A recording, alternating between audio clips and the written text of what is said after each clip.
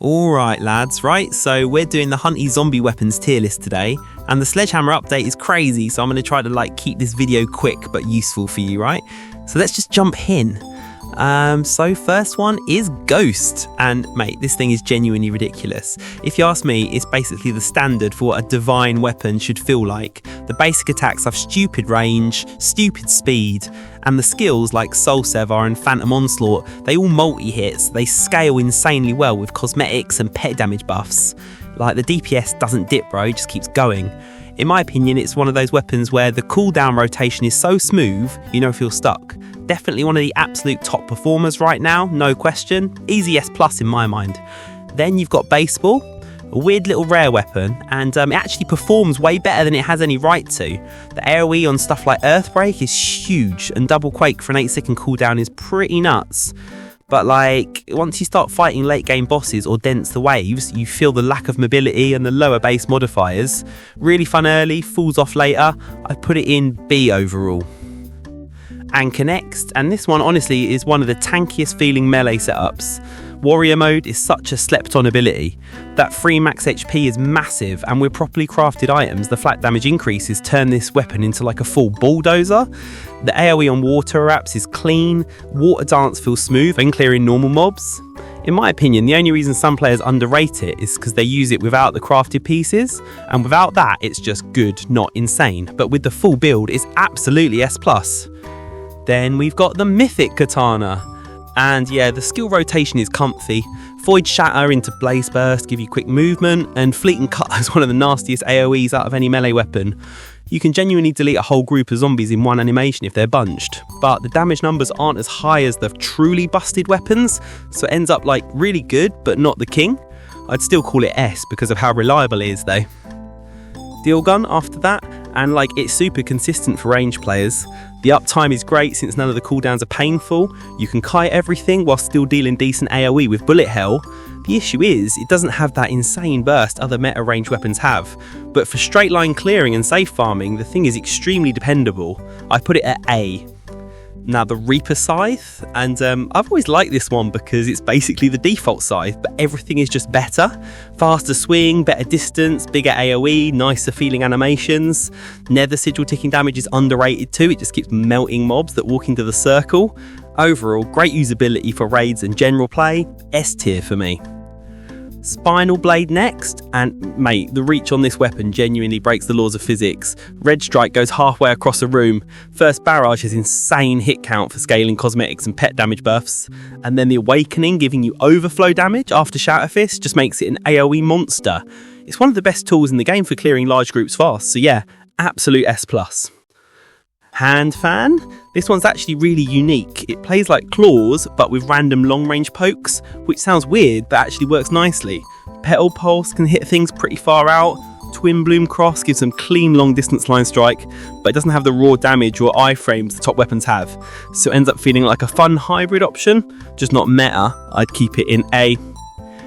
Then you've got Dagger, and look, in my opinion, this might literally be the strongest all-rounder right now. The mobility is absurd. Unreal Pierce being a 10-second dash with iframes is wild. The clones tank for you, Shadow Flash lets you move while dealing massive AoE damage, and then Reset Drive basically resets your entire kit so you can spam everything again. It's like the dev said, what if we made a weapon with no weaknesses? Yeah, S+ easily. Sledgehammer next, and yeah, it's slow, but the damage is phenomenal. Permafrost Spin and Blizzard Maelstrom chunk mobs like nobody's business, especially if you're running a tanky build to stay in one place longer. It's not super flexible, but the power is undeniable, so I'd rate it at A overall. Zombie Claws, quick skills, clean AoE, decent buffs from Void Shatter, but no big survivability tools and nothing super game breaking. It's a very good but not insane weapon, so A tier feels fair. Shoes, mate, this thing shouldn't even exist. The damage output is bonkers. The mobility is crazy, the walk speed buff breaks half the bosses because you can literally run circles around them. Flash Step hits harder than some weapons' ultimates. And all the skills chain nicely, honestly one of the most meta picks right now. S+ for sure.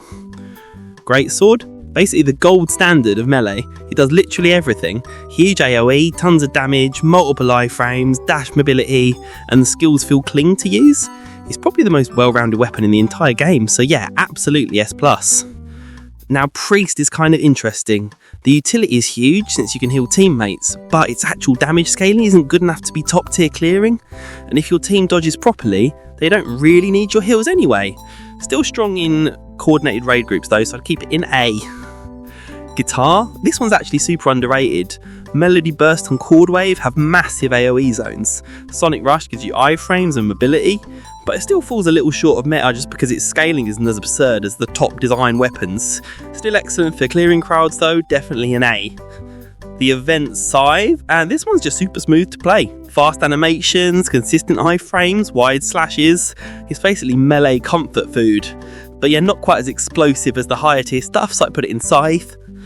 And Bow, and mate, this is the range king. Stupid cooldown, stupid damage, plus Nature's Requiem hits like a truck and a hailstorm melts half the map. With max mastery, the thing becomes a non-stop DPS machine, S+ without thinking. Chainsaw, really strong for people who love pure close range pressure, but for everyone else the lack of ability becomes noticeable. The numbers are still very solid though, especially Full Storm Reaver. I'd put it in A. Axes, pretty simple weapon, decent AoE, decent skills, but it just lacks the defensive tools and iframes to keep up with the top melee weapons. Still usable, just not amazing, so yeah, B. Pure Hand, surprisingly solid for an epic. The second skill has got high hit counts, so it scales really well with cosmetics and pets, but it's missing mobility and iframes, so you get slapped a lot in game, so I'd say B overall.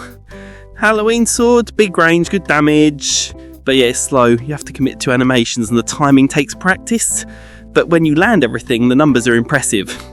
I'd slot it around A. And Scissors, mate, this thing is a blender.